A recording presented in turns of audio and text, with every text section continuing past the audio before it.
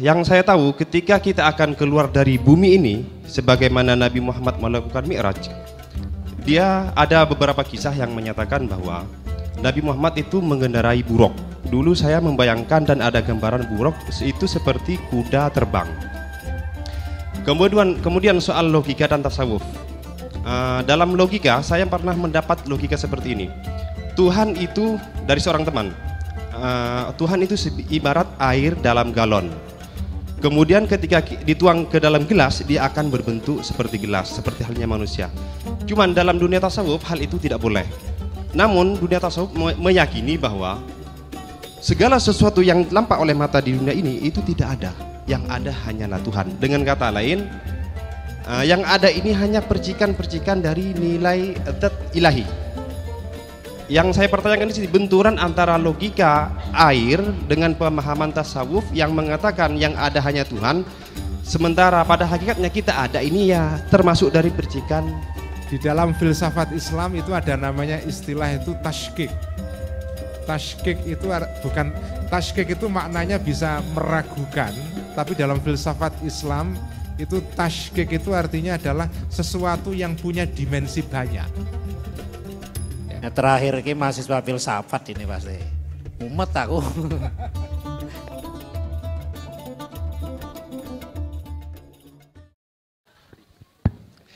Assalamualaikum warahmatullahi wabarakatuh. Salam sejahtera bagi kita semua dan terkhusus untuk teman saya yang non muslim di luar sana. Saya Junedi Kap, ingin bertanya tentang wujud. Pertama tentang wujud Nabi Idris sama Nabi Isa. Dan kaitannya dengan wujud Nabi Muhammad ketika melakukan Mi'raj. Sebagaimana kita tahu bahwa Nabi Idris itu masuk surga ketika sandalnya terlepas, tertinggal di surga katanya seperti itu. Lah wujudnya itu seperti apa? Apa bentuk ruh atau memang jasad?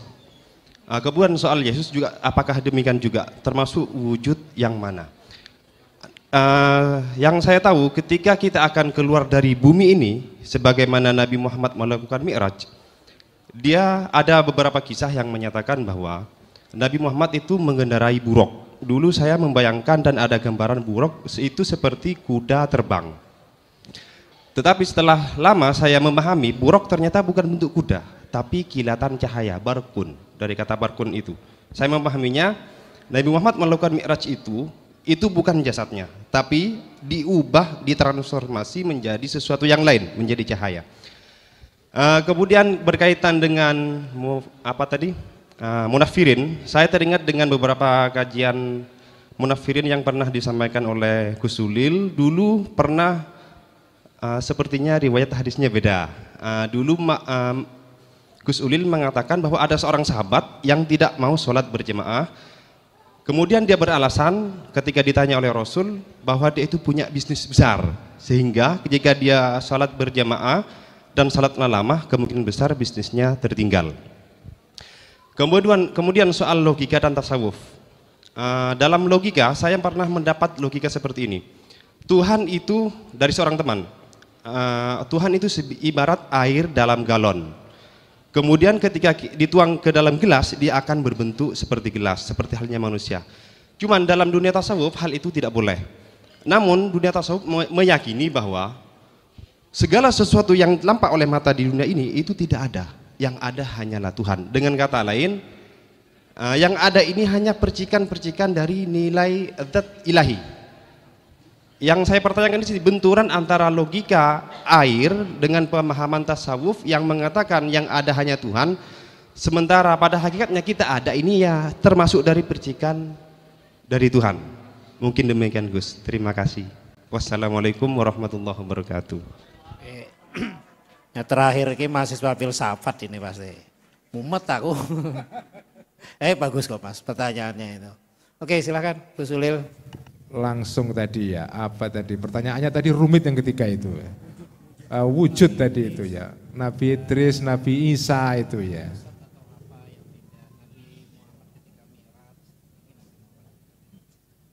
Ya, Nabi ketika Mi'raj itu apakah berubah dari wujud zati menjadi wujud yang lain? Saya nggak tahu juga itu. Apakah ketika Nabi Muhammad Mi'raj menggunakan buruk tadi itu apakah wujudnya berubah dari wujud zati menjadi wujud yang lain? Ya saya nggak tahu. Terus terang saya nggak tahu jawabannya. Tetapi wujud itu tidak satu level. Ya itu intinya. Di dalam filsafat Islam itu ada namanya istilah itu tashkik. Tashkik itu maknanya bisa meragukan, tapi dalam filsafat Islam itu tashkik itu artinya adalah sesuatu yang punya dimensi banyak. Ya, wujud yang modulasi itu modelnya itu banyak. Karena wujud itu satu kata tetapi maknanya banyak. Misalnya begini, Allah, aqua wujud, manusia wujud, binatang wujud, sendal wujud. Kafe ini wujud, semua wujud. Apakah wujudnya Allah dengan wujudnya kafe ini sama? Anda nggak pernah kan memikirkan itu kan? Kambing wujud, Allah wujud. Kira-kira wujudnya Allah dengan wujudnya kambing itu sama nggak? Nggak sama. Nggak samanya di mana? Kalau dikejar misalnya, nggak samanya di mana itu? Nggak samanya di mana? Kalau penjelasan dalam ilmu tauhid itu penjelasan yang sederhana adalah wujudnya Allah itu adalah wujud yang wajib, ya, wajibul wujud. Sementara kalau wajib wujudnya kafe ini kan wujud yang mungkin, wujud yang tidak wajib. Artinya kafe ini wujud ya bisa, enggak juga bisa. Ya. Jadi dia bisa ada, bisa tidak ada. Tapi kalau Allah itu wujudnya harus ada. Karena kalau Allah tidak ada maka segala yang ada tidak ada. Itu namanya wajibul wujud, ya. Sesuatu yang harus ada supaya membuat yang lain-lain bisa ada. Karena kalau Allah tidak ada, yang lain tidak ada. Itu salah satu penjelasan saja. Allah itu adanya beda dengan adanya makhluknya. Tapi penjelasan yang lain masih banyak. Misalnya kafe ada, sendal ini ada, saya ada. Apakah wujudnya saya dengan wujudnya sendal ini sama? Sama-sama ada, sama-sama mewujud. Ya, tetapi wujudnya beda. Nah, itu namanya wujud yang musyakkak, artinya wujud yang berbagai dimensi. Ya. Nah, karena wujud itu banyak dimensinya, maka ada juga tingkatan-tingkatannya. Ada marotibnya. Nah, saya menjelaskan hal ini dalam buku saya, ini sekaligus promosi buku saya yang diterbitkan oleh Mojok karena ada Pak Agus Mulyadi, jadi saya ada Mas Aronya ya. Saya promosi buku saya menerbitkan buku judulnya Jika Tuhan Maha Kuasa Kenapa Manusia Menderita. Ya.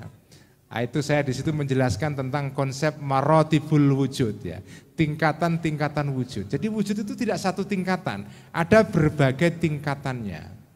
Ada wujud itu yang wujud punya kesadaran. Seperti kita ini.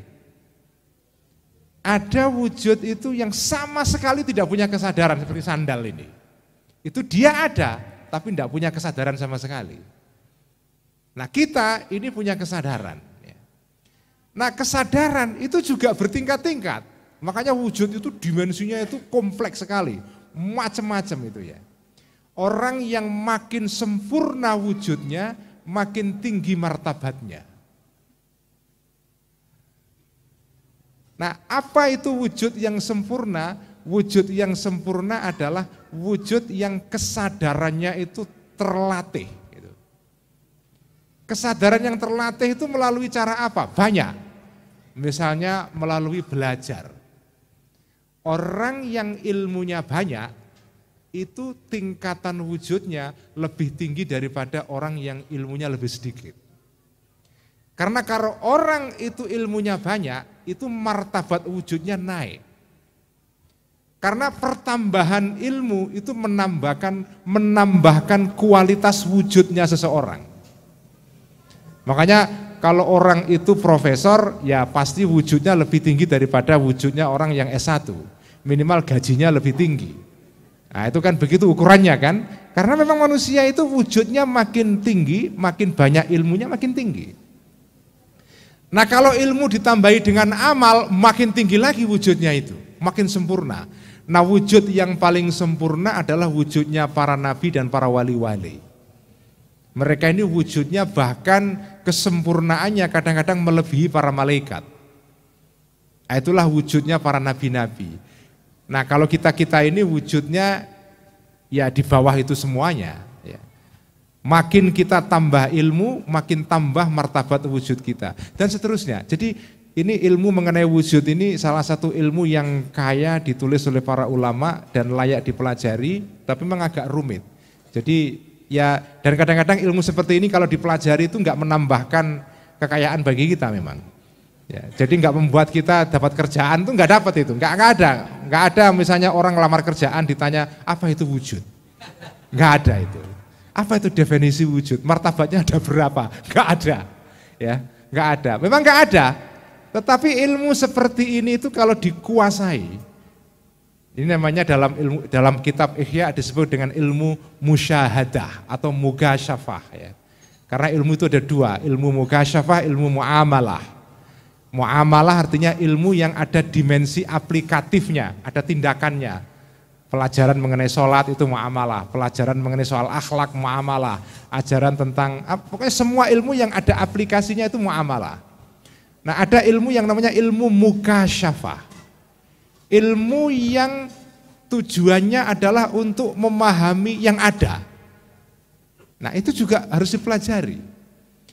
Al-Ghazali itu menulis dua kitab, yang satu ilmu muamalah, yang satu ilmu mukasyafah. Yang muamalah itu kitab Ihya, yang paling populer karena ilmu muamalah itu paling gampang dipelajari memang. Yang ilmu mukasyafah itu ditulis dalam risalah yang kecil, namanya kitab Mishkatul Anwar. Itu ilmunya Al-Ghazali yang namanya mukasyafah. Nah ilmu mukasyafah ini kalau jenengan kuasai, jenengan hidupnya bahagia. Yang dalam bahasa Ki Ageng Suryo Mentaram, filsuf Jawa besar itu disebut dengan kawruh urip atau kawruh begjo. Kalau jenengan menguasai ilmu mukasyafah itu hidup ini jadi enak sekali. Nah, itu ilmu mukasyafah. Kalau muamalah itu ya ilmu yang diaplikasikan dalam kehidupan sehari-hari. Nah, tapi mukasyafah itu ilmu untuk menyikapi kehidupan itu. Nah, termasuk tadi itu soal ilmu mengenai wujud itu salah satu pembahasan yang paling penting di dalam ilmu mukasyafah ini. Nah, ilmu ini tidak bisa diperoleh kecuali dengan pengalaman langsung. Jadi saya cerita begini ini kayak cerita orang enaknya nikah. Tapi jenengan belum nikah, kan hanya domblong saja kan. Nikah itu enak sekali, iya enaknya gimana? Ya nikah langsung saja, nggak usah mendengar cerita, nanti nggak dapat rasanya itu. Nah, kalau sudah dapat rasanya itu mukasyafah itu. Ya, karena sudah dapat rasa, jadi jenengan karena melakukan langsung. Jadi itu. Nah orang Islam itu harus dua ilmunya itu, muamalah dan mukasyafah, sehingga jenengan bisa melihat kehidupan ini secara enak. Dan saya memaknai, ini penutup ya, kita kan sehari doanya Rabbana atina fid dunya hasanah wa fil akhirati hasanah. Apa itu hasanah itu? Hasanah itu apakah Mbak Hasanah atau gimana? Kalau Rabbana atina fid dunya hasanah artinya hasanah dzati, Mbak Hasanah, ya saya dimarahi istri saya nanti. Hasanah itu kalau bagi saya artinya adalah kita hidup ini enak, bahagia karena ada ilmu mukasyafah. Yaitu apa? Kita punya cara untuk memandang kehidupan ini dengan proporsional. Ya. Kalau kita sudah punya ilmu mukasyafah ini, hidup kita itu hasanah dalam pengertian enak. Ya. Duitnya banyak ya enak, duit sedikit ya enak. Ya. Kaya enak, miskin juga enak. Ya. Semuanya serba enak karena kita bisa meletakkan segala sesuatu secara proporsional ya.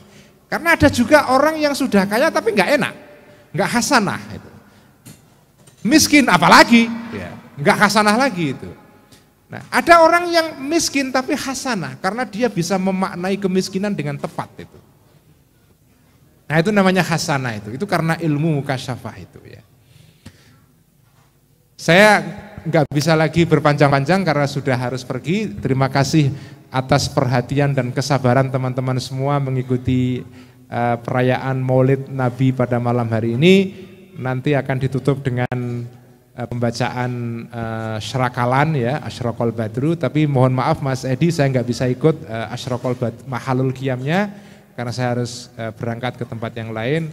Mohon maaf atas segala kekhilafan. Sampai ketemu bulan Maulud tahun depan. Insya Allah semoga saya bisa kesini lagi kalau diundang, kalau enggak ya enggak apa-apa. Terima kasih. Wallahul muwaffiq ila aqwamit thoriq, billahi taufik wal hidayah. Kalau yang pertama NU, yang kedua Muhammadiyah. Jadi dua-duanya saya sebut supaya toleran ya. Sekian, wassalamualaikum warahmatullahi wabarakatuh. Waalaikumsalam warahmatullahi wabarakatuh. Oke ya, sangat menarik sekali. Jadi kita udah dapat pengetahuan tentang bagaimana tidak menjadi orang tasamuh, menjadi orang toleran.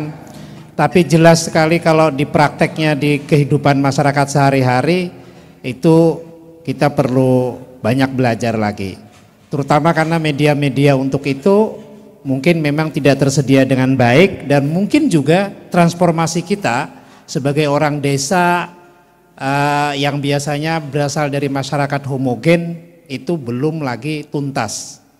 Ini memang hal yang ini. Mungkin apalagi terutama karena jalan ya. Biasanya orang di luar negeri itu salah satu belajar toleran tasamuh itu dari transportasi sebenarnya, dari jalanan. Makanya kalau orang Indonesia ke Eropa pasti bingung karena berdiri di jalan itu mobilnya berhenti minta kita nyebrang. Di Indonesia kamu berhenti di pinggir jalan bisa sampai sore nggak ada yang berhenti mobilnya. Nah banyaklah kasus-kasus gitu, apalagi ini anak kita kan nggak ada yang ini naik transportasi umum ya, kebanyakan diantar, sehingga juga tidak berkenalan dengan tasamuh sebagai satu praktek kehidupan sosial gitu di lapangan gitu. Bahkan soal bau itu juga soal yang serius. Saya punya teman di Amerika cerita, dia memasak sesuatu ya dari Indonesia yang khas sekali gitu. Di atasnya itu langsung mengeluarkan barang-barang. Dia tanya, ada apa, kalian mau pindah ya? Enggak, ada sesuatu yang bau sekali gitu. Nah karena dia memasak terasi Pak. Nah, lalu sejak itu dia nggak mau lagi masak terasi. Ini enak sekali tapi tetangga saya terganggu katanya. Nah jadi memang kita banyak punya sesuatu yang pelajaran konseptual sekali, tetapi dalam praktek di lapangan memang itu terus harus belajar gitu, karena itu memang tidak mudah ya. Seringkali kita merasa kegiatan keagamaan itu dengan sendirinya benar dan bisa diterima, padahal itu mengganggu orang gitu loh ya gitu. Oke, terima kasih kepada Gus Ulil, kita dapat luar biasa pencerahan, daging semua isinya ya. Oke, saya kira cukup sampai di situ karena Gus Ulil juga mau pergi. Kita akan tutup nanti dengan serakalan ya. Terima kasih atas perhatian saudara-saudara semua. Semoga dengan perayaan Maulid ini kita tambah ilmu, tambah pengetahuan, tambah arif, tambah bijaksana. Dan juga paling penting juga impian kita, cita-cita kita semua terkabul berkat kita mencintai dan menyebut nama Nabi Muhammad SAW.